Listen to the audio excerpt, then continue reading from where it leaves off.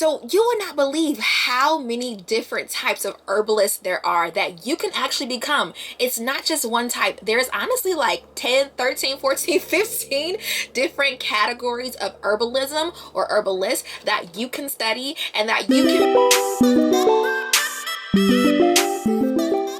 Peace and blessings, beautiful people. My name is Abril and welcome back to my channel, Beauty, Herbs, and Tea. I am a successful herbal wellness entrepreneur with herbal products, herbal courses, and herbal treats. And here on my channel, I am here to teach you how to do the same. Notice anything different? I am on location right now. I'm excited. I'm on location. I am in my glamping tent office that I have on the land.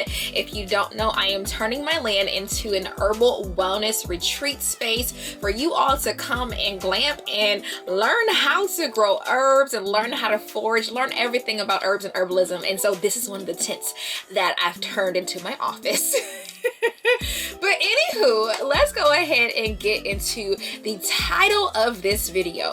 I decided to take it back to the videos where I taught you all about herbalism, about how to start in the herbalism field, how to start your business, how to just start becoming an herbalist, the basics, back to the basics. You know what? That's what we're going to call this. We're going to call these series of videos I have planned with you all back to the basics. So you would not believe how many different types of herbalists there are that you can actually become. It's not just one type. There's honestly like 10, 13, 14, 15 different categories of herbalism or herbalist that you can study and that you can be. Let's go ahead in this video and dive into those categories. The first three I will briefly review, and these are the most common type of herbalist. So the first most common type of herbalist is called a clinical herbalist. Now, a clinical herbalist is exactly how it sounds. It's someone that studies to be an herbalist clinically. You're studying more of the scientific basis of herbalism. You're learning the scientific names with the herbs. You are consulting with doctors, with therapists, with nurses. You are studying all the scientific research, the scientific formulas surrounded around being an herbalist. It is very scientific based. It's very westernized scientific based. This type of herbalist, again, is very, very westernized in terms of combining science with herbalism. We love that over here in the West. This is the type of herbalist that I believe it's the American Herbalist Guild recognizes if you want to have licensing through them. Now, it is not required to get licensed through the American Herbalist Guild. It is an optional for herbalists. However, some herbalists like to have that title behind their name, and if that's you, then they do require you to have clinical hours. You will have to do clinical labs and see clients and all that jazz. So you have a clinical herbalist. Now let's just say you don't want to do all that. You don't want to, go that route with herbalism, but you still want to see clients. You want to incorporate more of traditional knowledge in herbalism, or you want to serve the community. Well, you can be what's called a community-based herbalist or a folk herbalist. I like to call it folk herbalist. Herbalism that mixes your traditional and spiritual heritage and knowledge with herbalism. It is less technical. It's more based off of knowledge that was passed down from generation to generation, knowledge that you inherited from your family, knowledge that you've learned by visiting other cultures, associating with other tribes, by studying Indigenous-based herbalism, which is what I've been helping you all learn through my courses and my retreats and my very brand new BIPOC Herbalism conference. And this type of herbalist, you don't require formal training.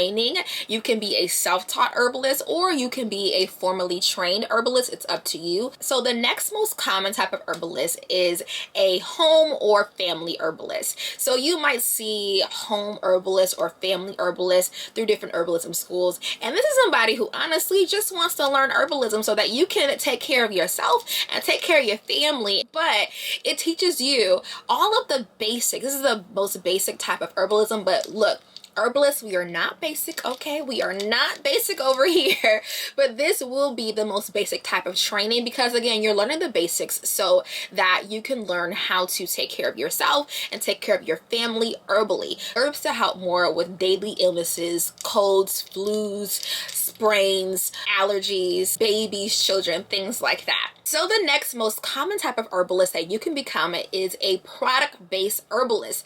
These are people who they don't really want to see clients professionally, but they do want to sell herb-based products. They want to sell herbal teas or herbal tinctures or herbal body butters or herbal steams or herb infused juices, whatever your heart desires. And so there are a lot of people who come to me and say, Abril, I want to start an herb-based business, but I'm not necessarily sure that I want to become a full-blown herbalist. This is the category that you're in. I recommend people who are product-based herbalists. You still need to know the basics of herbalism, unfortunately, because you need to know what you are putting in your herbal teas. You need to know those ingredients frontwards and backwards, because if anybody has a contraindication or a reaction to your teas, you need to know why.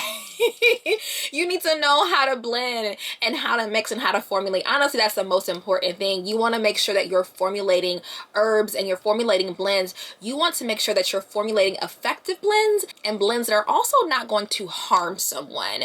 So these type of herbalists may specialize in the herbs that are in their business, that they practice, that they sell, or a certain category of herbs. For instance, if you are selling herbs for stress and anxiety, then you specialize in those type of herbs. Or if you're selling herbs for women's reproductive health, you may specialize only in herbs for reproductive health, and that's totally fine. That is totally fine to have your own specialty, which is why I'm giving you all this video. If you want to become a product-based herbalist, if you want to make your own herbal products, if you ever desire to own a tea business or sell herbal tinctures or sell any type of herbal product, then make sure you all check out my Herbal Business Assistant course.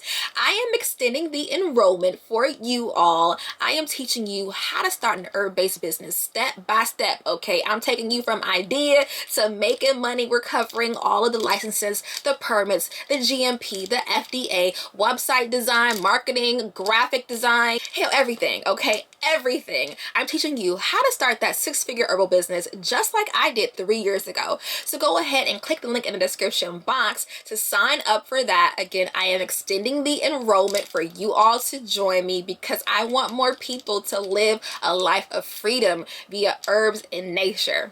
Okay, so the next most common type of herbalist is not that common here in the US or in Canada, but it is common in other countries where herbalist licensing exists, okay, where you actually have to be licensed in order to become an herbalist. This type of herbalist is called a medical herbalist.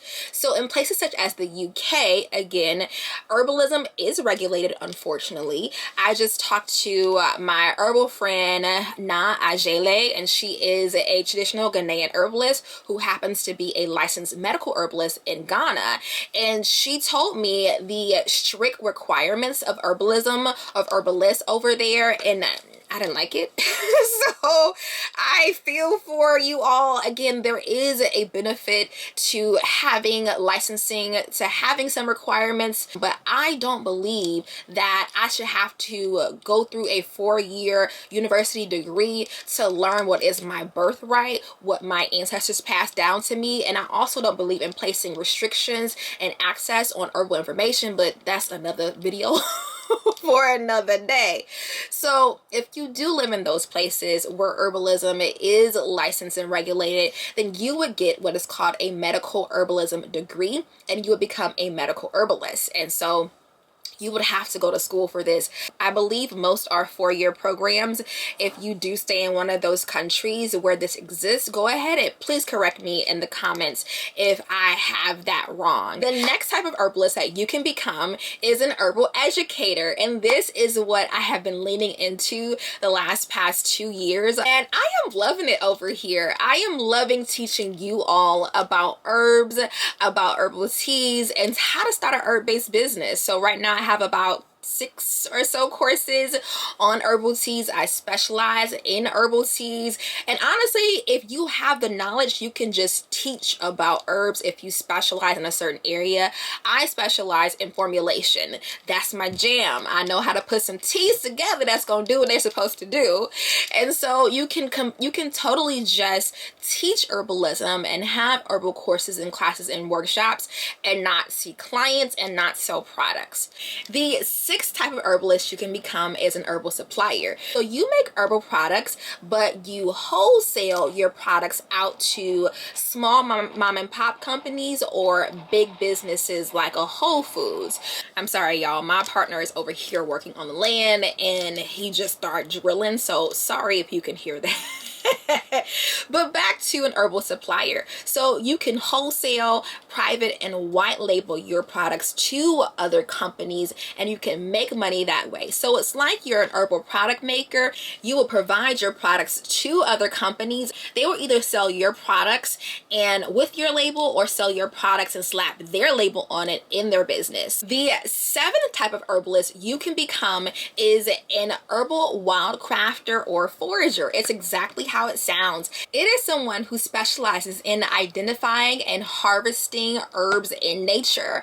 I am not a really great forager or wildcrafter just yet. I am learning more about foraging. I do have 87 acres of land, and so I more so know the herbs in the dried form. Shout out to those who do specialize in this, such as the Black Forager on Instagram, Alexis Nicole. I love her. Okay, she is amazing.